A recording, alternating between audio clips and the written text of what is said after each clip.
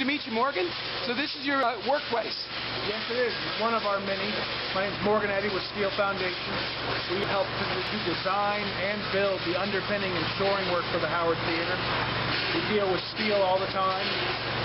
This particular case here, this was an existing column, and we had to dig down 15 feet below it. So to facilitate that, we needed to install micropiles. We have these existing beams in the way. The existing ground was only about 2 feet below where I'm standing, so we only had about 10 foot of clearance to get a drill rig in here to actually drill the micropile in. This is where we start using these real specialized drill rigs that can get into these tight spaces. Is it noisy like this all day? All day, all day. Noise means money, so that's a good thing. Now we're below grade, and you have some handiwork down here that can't really be seen, but it's important. Yeah, we're standing underneath the stage area right now, and there's two walls behind me and in front of me that are supporting the interior wall above. You can't see our work now, but we have micropiles underneath that wall. Those micropiles are supporting the new structure as well as the existing structure. These were used as well as temporary elements too. We were first shoring up the wall up high. We used those micropiles. Once the new foundation was poured, they attached those new foundations to our micropiles. So you can't see them anymore, but they're still keeping the structure stable. Now you're familiar with working with masonry walls. What was it like to work with these? Well, these are some heavy walls. These guys go up about 40 to 50 feet on this side and up to almost 60 feet or more on the other side of the job. Originally, the ground was just several feet below where I'm standing. So what we had to do is pick these guys up. We first started by drilling micropiles on each side of the wall. We extended those piles down beneath the new excavation. Then we pocketed holes in the wall. I think you can see one right around in here. There's another one right here. Another one here. So what we did was put a piece of steel on top of the micropiles, then pocket through the wall, pick up the wall, and that allowed for them at that point to dig beneath the wall. And then these walls were sitting on the steel frame, which has been sitting on the micropile. Well, it looks pretty stable. Oh yeah, it's definitely stable now. With those micropiles, we actually used them both as a temporary shoring device, as well as the new foundation, which is 15 feet below us, is attached to those micropiles as well. So they were used from temporary to permanent, and so they're still being used today. How old do you think this masonry is? This is back from 1910 or so. When the original structure was built, I guess, beginning of the century. So they've been around for a long time, and they should be around for another 100 years. What did it take to preserve these beautiful columns here? Well, it was a little challenging, but what we did was install 3 to 4 micropiles around each of these columns. Then we used steel shoring to connect to the columns as well as the loads that tied into the columns. Pick all that up, put it on the micropiles, and then they were able to dig underneath these things. It was quite challenging at first. We've got a lot of loads here in historic structure that can't move. So once we tested the micropiles out back, we were really confident that they could take these loads. At the end of the day, we got great pictures of these things. A lot of load off your shoulders. A lot of load off our shoulders once this concrete structure got in here, that's for sure. All right, well, it looks great. What's it feel like to work in a space that's so historic, with so many different materials and different people, and try to pull it all together? Well, it really makes you bring your A game, because you got a lot of really critical things that are out here, and if this old structure were to move or collapse, it would really be a nightmare for both us as the contractor and the owner. It really made us bring our top-notch stuff. We spent a lot of time on this, really thinking about all the issues. What's it like to work next to a neighbor like this? Well, it just complicates the job a little bit.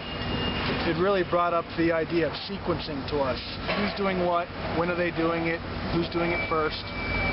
You know, our idea was we wanted to get in and stabilize the Howard Theater with the micropiles and the shoring before this development started progressing down below Howard Theater. They're actually about 15 to 20 feet below the deepest excavation over here at Howard. So to us, it was a matter of really being able to shore up Howard Theater first, and really getting the concrete structure built first before they really start digging next to it. Did it work out the way you expected? Well, we're not completely sure, but the Howard Theater hasn't moved. They did hold up their excavation till the Howard Theater was quite a far long way in construction. So I think it worked out okay. Final will still be told. We'll see how it all works out. But it looks like for now, Howard Theater's not going anywhere. How long before we'll know? Well, when they get their structure up to the same grade as here and there's no movements, then we'll be satisfied that everything was done successfully. So as long as there's no cracks on opening day, you guys are cleared. Right. Oh, yeah. Well, everybody's cleared. No cracking, that'd be a good thing. Seeing this all come together must really be satisfying. Yeah, it really is. You know, we were in the bottom of this hole 8 months ago, wondering when we'd get out. But really all came together. It's really good to see other trades getting in here and finishing off the job. You don't really get to see our work anymore. It's starting to get covered up. But without a foundation, none of this would have been possible. You know, with the wet soils down at subgrade, we had to go to a micropile system, which really ended up being the most cost-effective and time-saving approach for this job. Is get the existing Howard Theater on some deep foundations so you can pretty much do whatever else you need to do, and then start building up the concrete structure.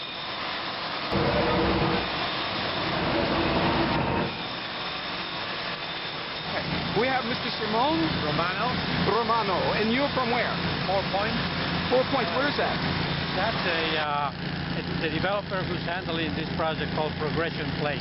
Ah, and The so one next to the Howard Theater. So here to the right is Progression Place, which is a multi-use project consisting of an 8-story office building plus a 9-story residential tower, plus all of the bottom floors around the ground floor in the street are going to be for retail. And I just wanted to ask you about the complexity, because you have a project, a bigger project right next to you, sort of your neighbor, if you will. How did that affect the way in which the foundation was handled, and did you feel comfortable in the long run that it was going to work out? Absolutely. We had a great team, a lot of smart people around the table, and we had to roll up our sleeves and really figure out the best way to preserve the Howard Theater, preserve the structure, and at the same time not slow up the project next door. And it worked well. We really got a win-win situation at the end for the theater and our projects next door. Hey, it's been a while since the ribbon cutting, or actually sort of the groundbreaking on this. Right. We will have a ribbon cutting, I understand. That will be coming in April. Okay, we expect that there's going to be good food, okay? Absolutely. How do you feel about the progress being made so far? I know you got a schedule to keep, and it sounds like you're on it so far. We are on schedule. Grand opening will be April 12th. We'll have the ribbon cutting on April 10th. We'll unveil the new statue of Duke Ellington over at Ellington Plaza. We'll unveil the statue above, and we'll have a public walkthrough for everyone to come and see that and celebrate the Howard Theater. This project's been amazing. The crews have been working hard, and we'll be ready for some good food and entertainment on April 12th. All the stars will be in D.C. to bring back the Howard Theater.